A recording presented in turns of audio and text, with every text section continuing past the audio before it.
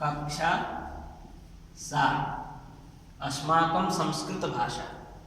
कक्षा 7 अस्माकं संस्कृत भाषा चतुर्थ दिवस चौथो दिन र चौथो पाठ हास्य पद्य। हास्य पद्य पद्य भनेको कविता, हास्य भनेको हँसाउने हँसाउने कविता। हास्य पद्य शब्दको अर्थ हुन्छ हँसाउने कविता। अब कहिलेकाहीँ हामीहरूले पढ्दाखेरि केही कथाहरू पनि भन्ने गरिन्छ। त्यो कथाले अलिकति मनोरञ्जन हुन्छ। मनोरञ्जनका कारण पढ्नमा पनि विशेष अभिरुचि हुन्छ, सिकाइमा पनि धेरै मन लाग्छ। त्यसो हुँदाखेरि यो पुस्तकमा पनि एउटा हास्य कविता लेखिएको छ। यहाँ दुईवटा महिलाहरू हुन्छ, दुईजना महिलाहरू हुन्छन्। उनीहरूले आफ्ना आफ्ना श्रीमानको बढाइ गर्छन्। मेरो श्रीमान यस्तो छ, मेरो श्रीमान यस्तो छ भनेर बढाइ गर्छन्। तर कस्तो बढाइ छ यसो हेरौँ, पढौँ र बुझौँ है त।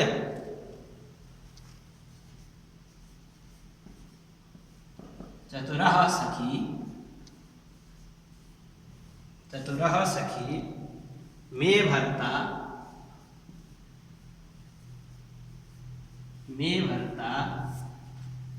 यल लिखति। यो सन्धि विच्छेद गर्दा यत लिखति हुन्छ। यल लिखति मे भर्ता यल लिखति। चतुरः सखी मे भर्ता यल लिखति तत् परो न वाचयति। यो एक लाइन में चतुरः सखी मे भर्ता यल लिखति तत् परो न वाचयति। अब दूसरा लाइन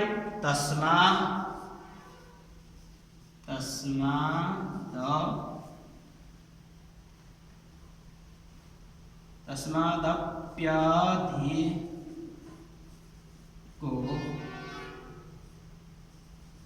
मे स्वयं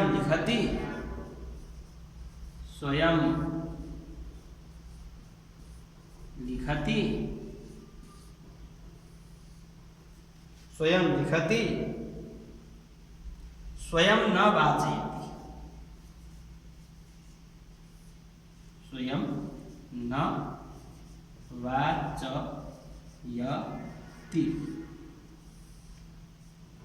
यहाँ के भनिरहेछ भन्दाखेरि एउटी चाहिँ चतुर महिलाले चाहिँ के भनेर भन्छ, ए सखी, ए मेरी साथी, मे भर्ता मेरा श्रीमान, यल लिखति जो लेख्नु, मेरा श्रीमानले जे लेख्नुहुन्छ तत्परो न वाचयति त्यो कसैले पढ्न सक्दैन।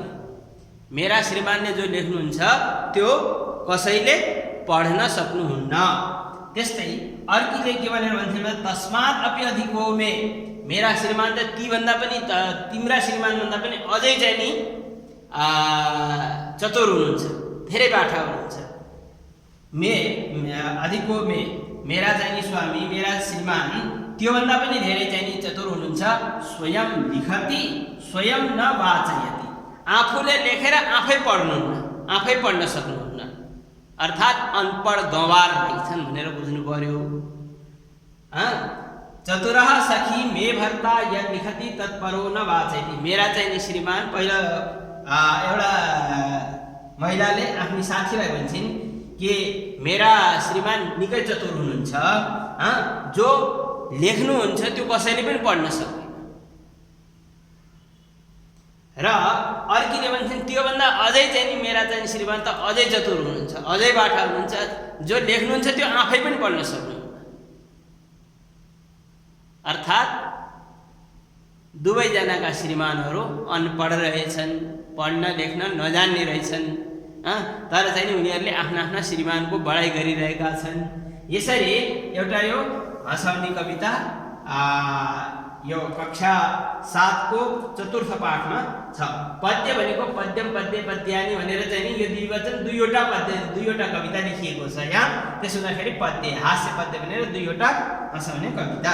अब दोस्रो कविता के रहेछ?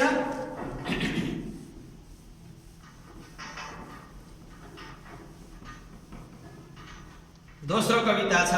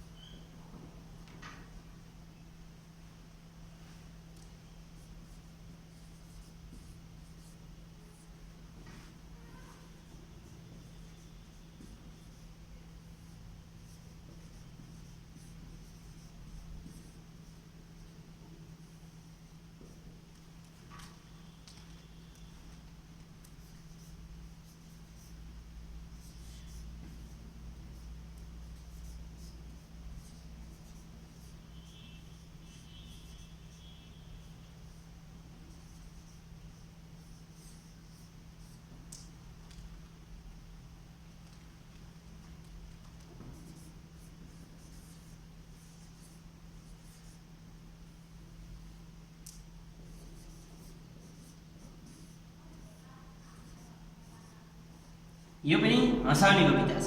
के छ भन्दाखेरि जो व्यक्तिले दुईवटा विवाह गर्छन्, दुईटी श्रीमती राख्छन्, त्यो कस्तो हुन्छ भन्दाखेरि बिलात बहेर बिलस्यान्तः स्थित मार्जा र सर्पयो। मार्जा भनेको बिरालो, बिलात भनेको दुलो, बिल शब्दको अर्थ हुन्छ दुलो, प्वाल। बिलात बही भनेको बाहिर, बही भनेको बाहिर, बिलात बही र अन्तः भनेको भित्र, भित्र। स्थित भनेको स्थित हुने, मार्जार भनेको बिरालो, मार्जार भनेको बिरालो। सर्प सर्प भनेको सर्प नै भयो, सर्प।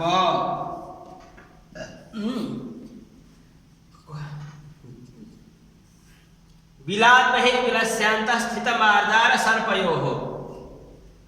दुलो भन्दा बाहिर बिरालो, दुलो भन्दा भित्र सर्प, त्यसको बिचमा बसेको मध्य भनेको बीच भागमा, मध्य भागमा चाखु शब्दको अर्थ हुन्छ मुसो। आखु शब्दको अर्थ हो मुसो, आखु माने मुसो, आखु शब्दको अर्थ हुन्छ मुसो। चाखु भने मध्य आखु, इव भनेको जस्तै, भाती, इव भनेको जस्तै, भाती भनेको अनुभव गर्छ, अनुभव गर्नु, अनुभव गर्छ, अनुभव गर्छ। पत्नी द्वय युतः भनेको युक्त, नर भनेको मनुष्य। अर्थात् कुनै व्यक्तिले यदि दुईवटा विवाह गर्यो भने कतिको सुखी हुन्छ अथवा कतिको दुखी हुन्छ भन्ने कुरा यसले बताउँछ। जस्तै मुसो चाहिँ नि बिरालोले लखेट्यो, गएर दुलोभित्र पस्यो, भित्र गएर हेर्छ सर्प बसेको छ, सर्पले पनि मुसै खान्छ, बिरालोले पनि मुसै खान्छ, मुसोलाई नै खाने दुवैजना भए। त्यस्तै दुईवटा श्रीमती भएका श्रीमानको पनि त्यही हाल हुन्छ, त्यही गति हुन्छ। त्यसो हुँदाखेरि दुई विवाह गर्नु हुँदैन, दुईटी श्रीमती राख्नु हुँदैन भनेर चाहिँ नि यो यसले हामीहरूलाई शिक्षा दिन्छ। अब हामीहरूले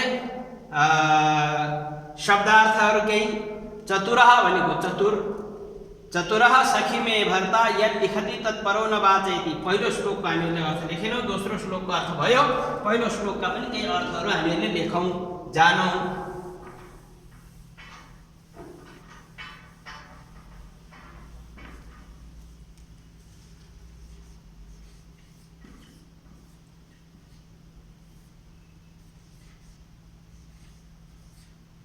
चतुरः भनेको चलाक, चतुरः। सखी भनेको साथी, सखी भनेको साथी।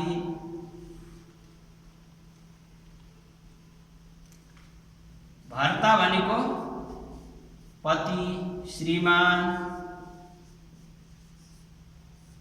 श्रीमान। परः भनेको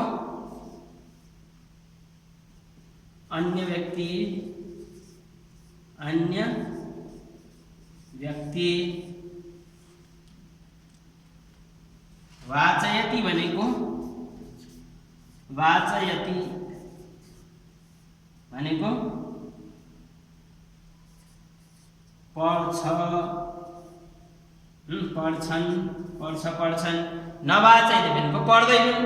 यदि यसलाई चाहिँ हामीले नलगायौँ भने पढ्दैनन् भन्ने हुन्छ, पढ्दैनन्।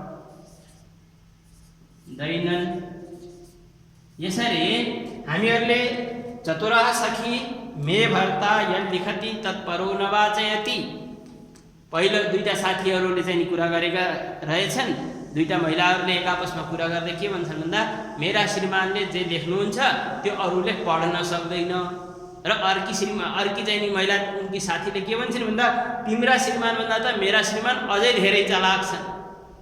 कस्ता छन् भन्दाखेरि तस्मात् अपि अधिको हो मे स्वयं लिखति स्वयं न वाचयति। आफूले जो लेख्यो त्यो पनि पढ्न सक्दैनन्, पढ्दैनन्, पढ्न जान्दैनन् भनेपछि दुवैजना चाहिँ अनपढ रहेछन्। त्यस्तै दोस्रो श्लोक के रहेछ, बिलाद बहिर्विलस्यान्त स्थित मार्जार सर्पयोः मध्ये चाखुरिवा भाति पत्नी द्वययुतो नरः। बिलाद बहि दुलोबाट बाहिर बसेको र विलस्यान्तः दुलोभित्र बसेको, स्थित मार्जार सर्पयोः। मार्जार भनेको बिरालो, सर्प भनेको सर्प।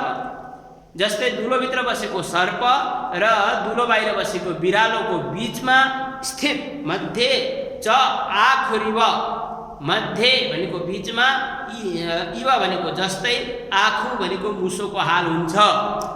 जस्तै भित्र गयो सर्पले खान्छ, बाहिर आयो बिरालोले खान्छ।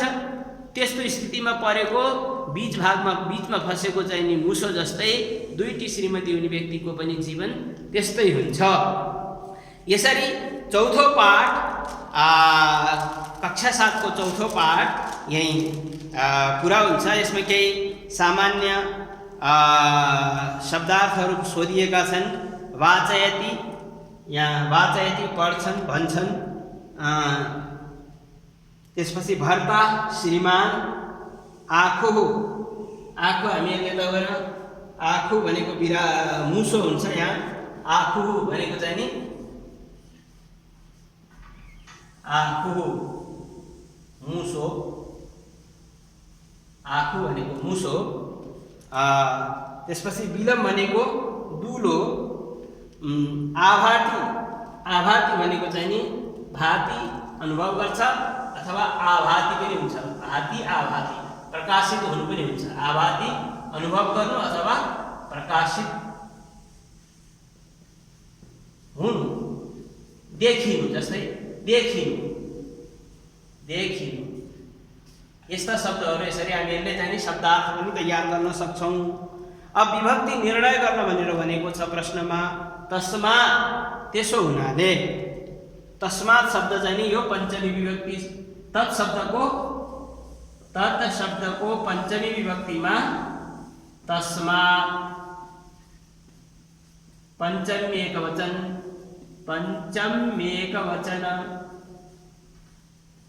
पंचमी विभक्ति को एक वचन तस्मात् शब्द को अर्थ। त्यस्तै मे मम, मे मम, यो चाहिँ नि अस्मत् शब्दको षष्ठीको एक वचन, षष्ठीको एक वचन मे मम।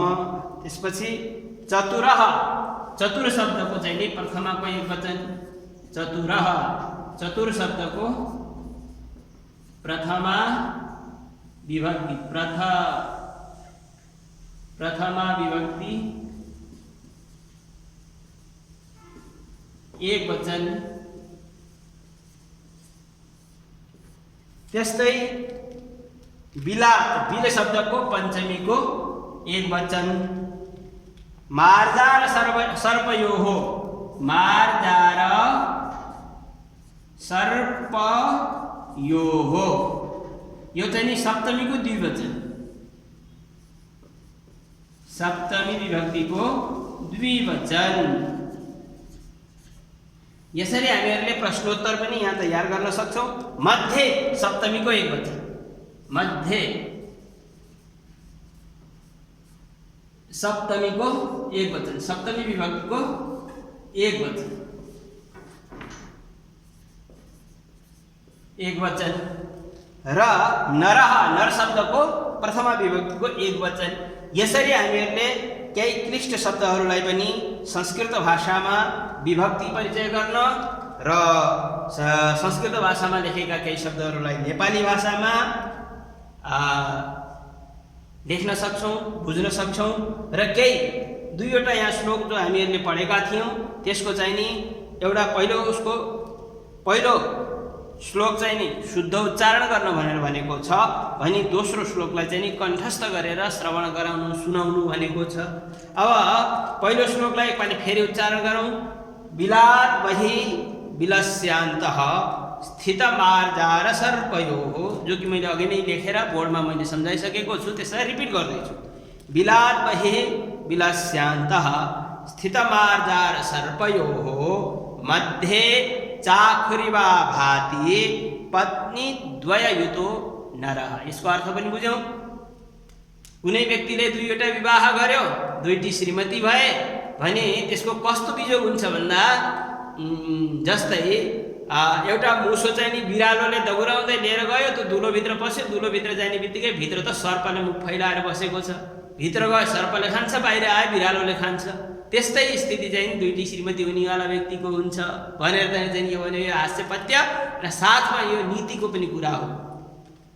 त्यस्तै अर्को चाहिँ नि अधस्तनम पद्यम कण्ठस्थम श्रावयत, तल लेखेको एउटा श्लोक छ, त्यो श्लोकलाई चाहिँ नि कण्ठ गरेर सुनाऊ भनेर भनेको छ। सुनाउनुहोस् अथवा सुनाऊ। अब के भनेको छ हामीहरूले त्यसको पनि अगाडि अर्थसहित पढिसक्यौँ, लेखिसक्यौँ, उच्चारण गरिसक्यौँ। अहिले अभ्यासको क्रममा त्यसलाई मैले केवल रिपिट मात्र गर्दैछु। चतुरः सखी मे भर्ता यल लिखति तत् परो न वाचयति तस्मात् अप्यधिको मे स्वयं लिखति स्वयं न वाचयति।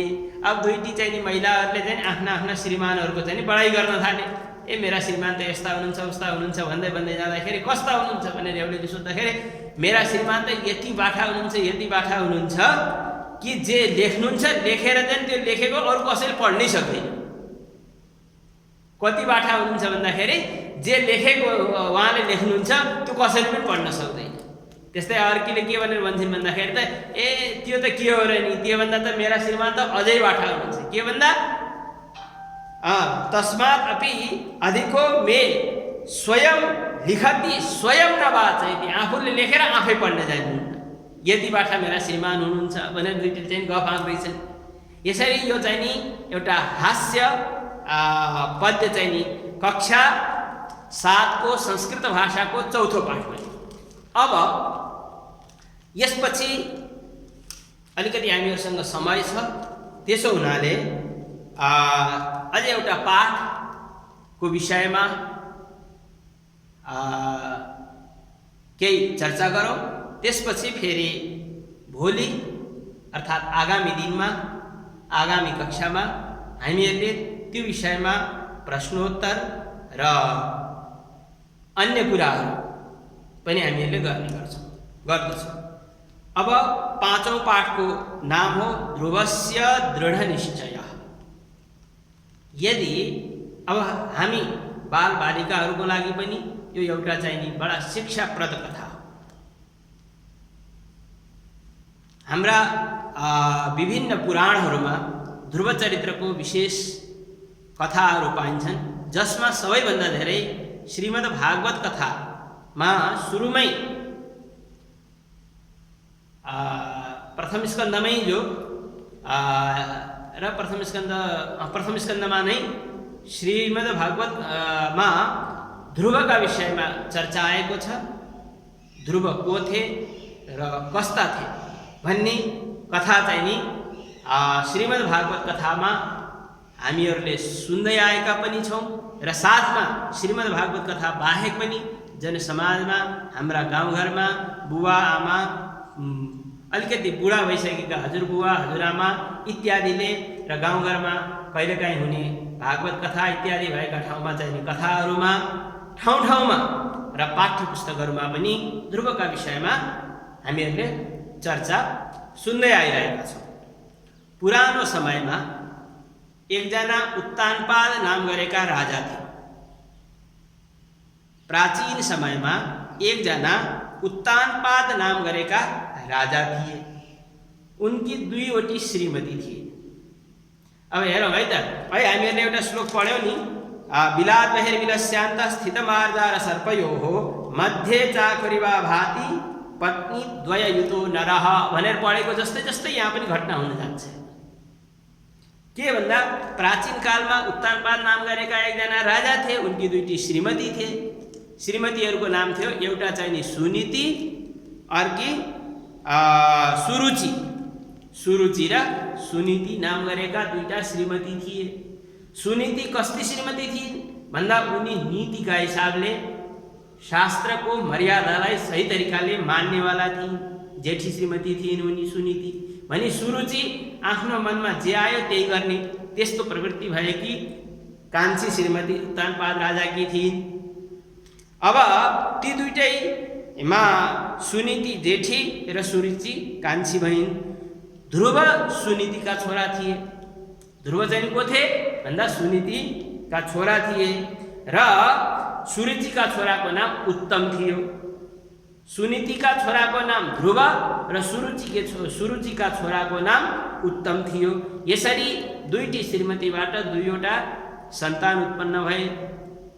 प्राचीन समयमा राजधर्मअनुसार राजाहरूको नियमअनुसार जेठी श्रीमतीबाट जन्म लिने जेठो सन्तान राजाको उत्तराधिकारी हुनुपर्ने। जेठी श्रीमतीबाट उत्पन्न जेठो सन्तान राजाको उत्तराधिकारी हुनुपर्ने यो नियम थियो। तर राजा उत्तानपाद सुनीतिलाई भन्दा सुरुचिलाई विशेष माया गर्थे अथवा सुरुचिले भनेका कुनै पनि कुराहरूको खण्डन गर्ने सामर्थ्य थिएन अथवा सक्दैन थिए। एक दिन संयोगले सुरुचि र उत्तानपाद एक ठाउँ बसिरहेका थिए। त्यही बेलामा ध्रुव भुइँमा घुँडा र हातले टेक्दै घुम्दै आफ्नो बुबाको नजिकै पुगेर आफ्नो बुवाको काखमा जान खोज्दाखेरि सुरुचिले अलिकति ललकारिन् या दुत्कारिन्। त्यही बेला उनी जस्तै खास गरी सुरुचिले आफ्नो छोरालाई काखमा लिएको देखेर ध्रुव पनि आफ्नो बाबाको काखमा जान खोज्दाखेरि उनले उलाई त्यहाँ आउनको लागि दुत्कारिन्। ए त यहाँ कसरी आउँछस्? त यो काखमा अथवा यो गद्दीमा बस्ने योग्य छैनस्। त यदि यसरी मेरो काखमा या हाम्रो काखमा बस्न चाहन्छस् भने त मेरो गर्भबाट जन्म लिनुपर्छ भनेर यसरी चाहिँ नि ध्रुवलाई सुरुचिले भन्दै भइन्। यस्तो सुनेर सौतेनी माताका यस्ता कुरा सुनेर ध्रुवलाई निकै कठिन भयो, निकै दुःख भयो। दुःख भएपछि उनले गएर आफ्नी आमासँग भने कि आमा मलाई चाहिँ नि बाबाको काखमा बस्नको लागि त अर्की मम्मीको काखको कोखबाट जन्म लिनुपर्ने रहेछ, के हो भनेर सोद्धाखेरि सुनीतिले पनि आफ्ना छोरालाई भने, बाबु तिमी दुखी नहौ, धैर्य धारण गर, भगवानको सेवा गर, तिम्रो आफ्नो अभिष्ट अवश्य पुरा हुनेछ। यसरी 5 वर्षको सानो बालकलाई अवहेलना गरेका कारणले ती 5 वर्षका साना बालक ध्रुव भगवान प्राप्त गर्ने उद्देश्यले वनमा गएर तपस्या गर्न थाले। धेरै दिनसम्म तपस्या गर्दै जाँदाखेरि जाने बेलामा बाटामा एक दिन महर्षि नारद भेट भए। नारदले भन्छन्, कहाँ हिँड्दैछौ बाबु तिमी?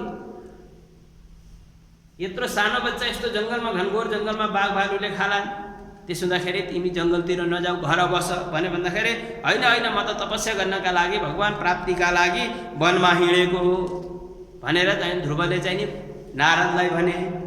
त्यसपछि नारदले भन्छन्, हे बाबु तिमी त सानै छौ, अहिले तिम्रो तपस्या गर्ने उमेर भइसकेको छैन, तिमी घर जाऊ। तर चाहिँ नि नारदले भनेका ती कुराहरूलाई नमानेर ध्रुव चाहिँ नि भन्न थाले, हे प्रभु हजुर म चाहिँ नि मेरी सौतेनी आमाले यस्तो भनेर भन्नुभयो, बाबाको काखमा यदि बस्नु छ भने मेरी सौतेनी आमाको गर्भबाट मैले जन्म लिनुपर्छ भनेर, त्यसले गर्दाखेरि मलाई त अत्यन्त दुःख लाग्यो। मैले चाहिँ नि आफ्नो आमासँग सोद्धाखेरि भगवानको सेवा गर भनेर भन्नुहुन्छ, म त भगवानको सेवा गर्ने हो, भगवानको तपस्या गरेर भगवानलाई प्रसन्न गरेर त्यहाँ चाहिँ नि म त बाबाको काखमा गएर बस्ने हो भनेर त्यहाँ चाहिँ नि भन्दाखेरि नारदजीले चाहिँ नि भन्नुहुन्छ, ल त बाबु तब तिमी त्यस्तो इच्छा नै राखेका छौ भने तिमी चाहिँ नि गएर यसरी तपस्या गर भनेर केही मार्गदर्शन गर्नुहुन्छ। वहाँ गएर ओम नमो भगवते वासुदेवाय यो मन्त्र चाहिँ नि जप गर्नु, यस ठाउँमा बसेर भगवानले दर्शन दिनुहुनेछ भनेर त्यहाँ चाहिँ नि नारदजीले केही विधि सिकाएर जानुभयो। यसरी ध्रुवले नारदजीको उपदेश सुनेर त्यसैलाई अनुसरण गर्दै त्यो व्रत अर्थात् तपस्या आरम्भ गरे।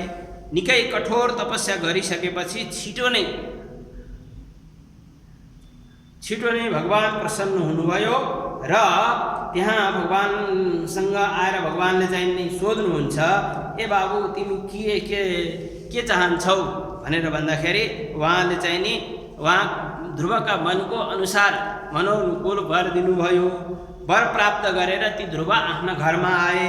घरमा आएको ध्रुवलाई देखेर घरका परिवारहरू सबै खुसी भए।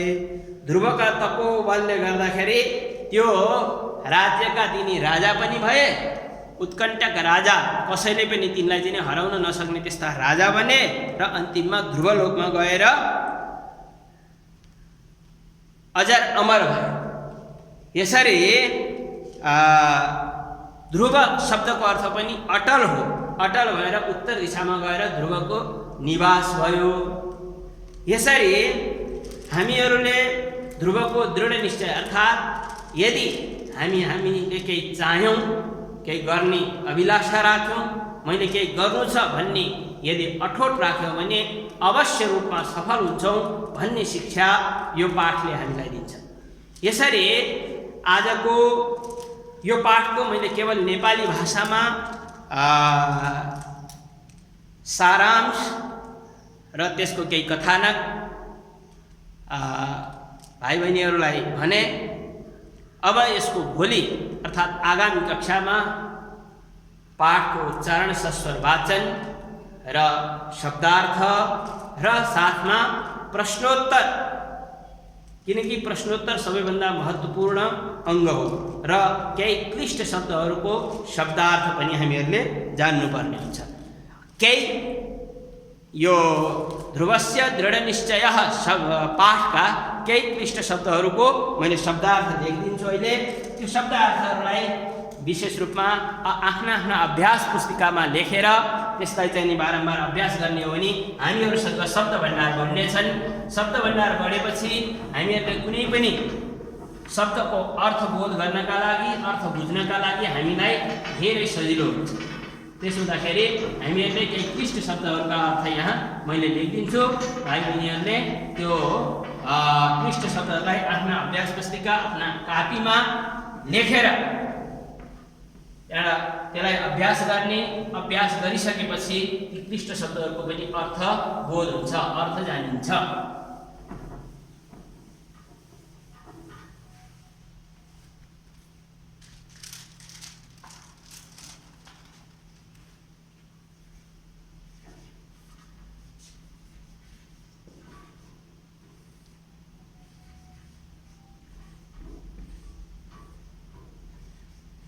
प्राचीन काले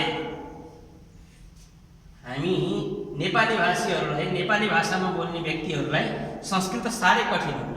पुरानो समयलाई प्राचीन समयमा भनेर हामीहरूले नेपाली भाषामा पनि भन्छौँ। प्राचीन काले शब्दको अर्थ पनि बोधगम्य हो। प्राचीन समयमा, प्राचीन समयमा, प्राचीन काले शब्दको अर्थ के रहेछ? प्राचीन समयमा।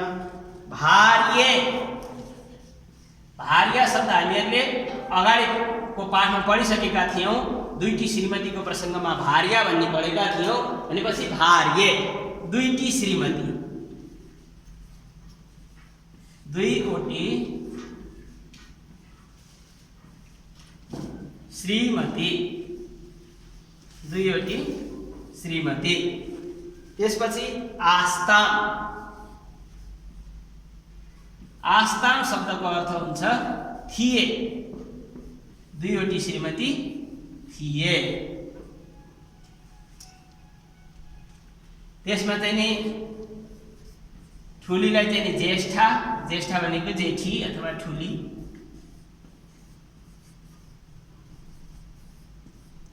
कनिष्ठा, कान्छी अथवा सानी,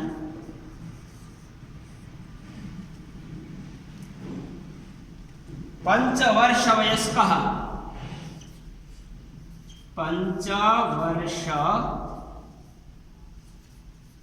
वयस्कः, वयस्क पंचवर्ष भनेको 5 वर्ष, 5 वर्ष, वयस्क भनेको उमेर। पंचवर्ष वयस्कः शब्दले चाहिँ 5 वर्ष उमेर शाब्दिक अर्थ हुन्छ, अर्थात् 5 वर्ष उमेर भएको भन्ने प्रसङ्गको अर्थ निस्किन्छ यहाँ। पंचवर्ष वयस्कः भनेको 5 वर्ष उमेर शाब्दिक अर्थ हुन्छ। अंके, अंके भनेको अंक भनेको काख, अंके सप्तमीको एकवचनमा अंके हुन्छ काखमा।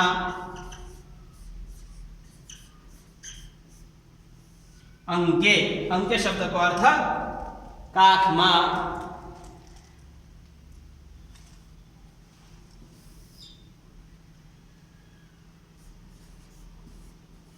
निधाय, निधाय शब्दको अर्थ हुन्छ राखेर, काखमा राखेर। निधाय शब्दको अर्थ हुन्छ राखेर।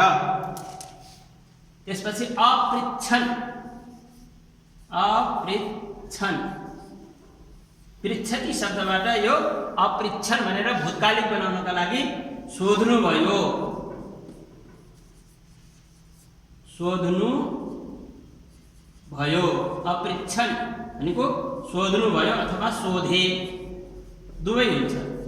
सोधे, सोध्नु भयो, सोधे।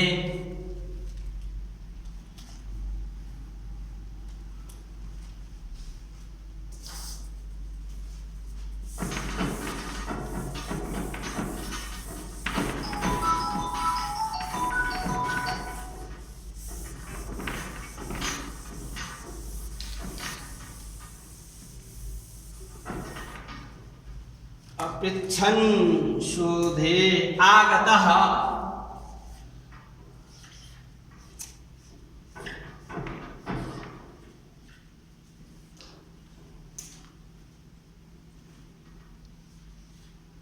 आगतः आएका, आएका अथवा आए, दुवै अर्थ हुन्छ। आइपुगे भनेर, आए, आइपुगे।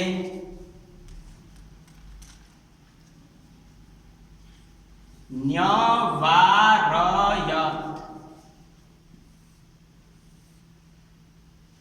न्यवारयत, रो। अब यहाँ महिलाले गरेको त रोकिन् भनेर अर्थ निस्किन्छ, तर चाहिँ नि रोक्नु भन्ने अर्थ न्यवारयत भनेको रोक्छन्, रोक्छन्, न्यवारयत रोके,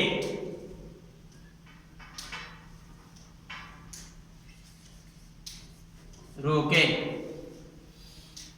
पुरुषले रोके महिलाले रोके, न्यवारयत। त्यसपछि विमातुः, विमातुः सौतेनी आमाले, यो पञ्चमी विभक्तिमा मातुः भन्छ, विमाता शब्द हो, विमाता शब्दको पञ्चमी विभक्ति र षष्ठीमा विमातुः शब्द बन्छ। सौतेनी आमाले, सौतेनी आमाले, सौतेनी आमाले रोकिन् भन्ने प्रसङ्ग भयो। वृत्तान्त भनेको वृत्तान्त, वृत्तान्त शब्द हामीले नेपाली भाषामा पनि प्रयोग गर्ने गर्छौँ। वृत्तान्तम, वृत्तान्त भनेको बेली विस्तारले भनिन्छ, वृत्तान्त,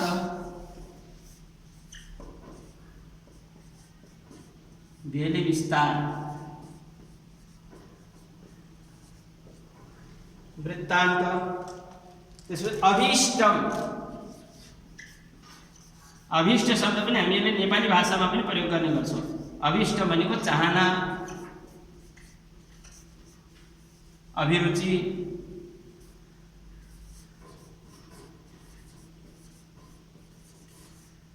चाहना, अभिरुचि।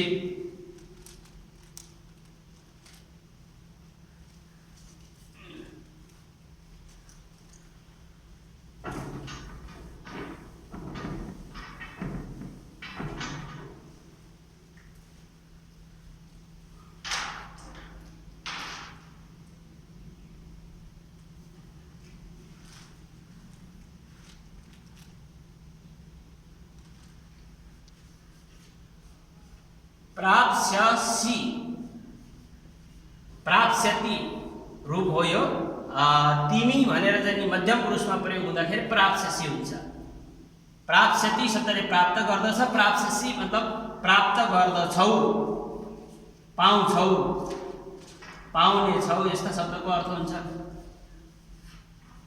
पाउने छौ। तिमीले पाउने छौ भन्नु पर्यो भने प्राप्स्यसि भन्नु पर्यो, नै भने प्राप्स्यति पाउँदछ, प्राप्स्यतः दुईजनाले पाउँछन्, प्राप्स्यन्ति धेरैले पाउँछन्, प्राप्स्यसि तिमीले पाउँछौ, प्राप्स्यथः तिमी दुईजनाले पाउँछौ, प्राप्स्यथ तिमी सबैले पाउँछौ, प्राप्स्यामि मैले पाउँछु, प्राप्स्यावः हामी दुईले पाउँछौँ, प्राप्स्यामः हामी सबैले पाउँछौँ। यो लट्लकारको रूप हो प्राप्स्यति। त्यस्तै न उल्लङ्घयति स्म, न निषेधात्मक भयो, न उल्लङ्घन शब्द हामी नेपालीमा पनि प्रयोग गर्छौँ। उल्लङ्घयस, न उल्लङ्घयति स्म, न उल्लङ्घयति स्म। उल्लङ्घन शब्द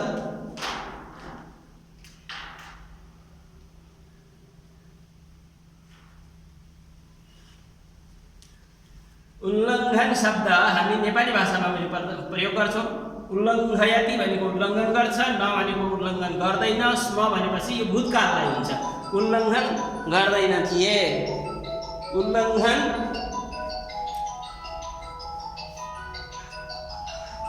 उल्लङ्घन न उल्लङ्घयति उल्लङ्घयति स्म।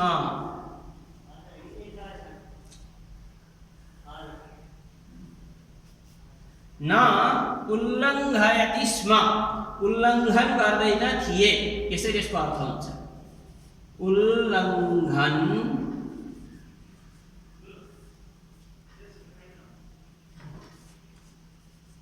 गर्दैन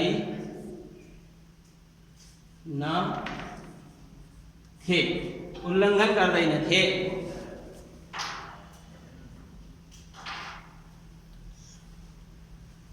न उल्लङ्घयति स्म, उल्लङ्घन गर्दैन थे। लालयन, लालयन पालन पोषण गर्नु, पालन पोषण गर्नु, लालयन पालन पोषण गर्नु, माया गर्नु,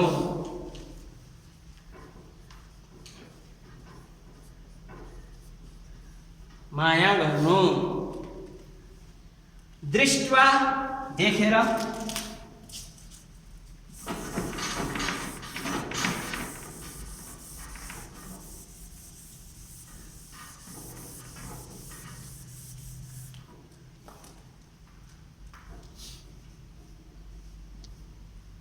दृष्ट्वा शब्दको अर्थ हुन्छ देखेर, दृष्ट्वा देखेर, वत्स वत्स वत्स शब्दको बाबु, छोरा, प्यारा, यसरी चाहिँ नि सम्बोधन गर्नु। वत्स शब्दको अर्थ बाबु, छोरा, प्यारा भनेर चाहिँ हामीहरूले प्रयोग गर्नु छ। स्थातुम निवासितुम, निवसितुम, स्थातुम निवास गर्न सक्ने, बस्न सक्ने, बस्न सक्नु। त्यसपछि जस्तै सम्प्रति, सम्प्रति, सम्प्रति भनेको वर्तमान समयमा, वर्तमान अथवा अहिले। सम्प्रतिको अर्थ वर्तमान अथवा अहिले। यसरी हामीहरूले यो पञ्चम पाठ ध्रुवस्य दृढनिश्चयः भन्ने पाठको सारांशमा नेपाली भाषामा चाहिँ यसको के कथा रहेछ भन्ने कुराहरू कथा पनि सुन्यौँ र केही क्लिष्ट शब्द, अझ पनि केही शब्दहरू छन्। यी क्लिष्ट शब्दहरूलाई हामीहरूले यदि अभ्यास गऱ्यौँ, लेख्यौँ र लेखेर त्यसलाई चाहिँ बारम्बार अभ्यास गऱ्यौँ र शब्दार्थ जान्यौँ भने अगाडि पढ्दाखेरि हामीहरूलाई धेरै सजिलो हुन्छ। तसर्थ अभ्यासका लागि आज लेखिएका यी शब्दहरूको पनि बारम्बार अभ्यास गर्दै गरौँ र आगामी कक्षामा ध्रुवस्य दृढनिश्चयः पाठको सस्वर वाचन हुनेछ र त्यसमा भएका केही क्लिष्ट शब्दहरूलाई पुनरावृत्ति गरिनेछ। साथै त्यस पाठमा भएका प्रश्नोत्तरहरूको पनि समाधान गरिनेछ। आजलाई यो कक्षालाई यहीँ विश्राम दिँदै सम्पूर्णलाई हार्दिक धन्यवाद दिँदै पुनर्मिलामः, फेरि भेटौँला।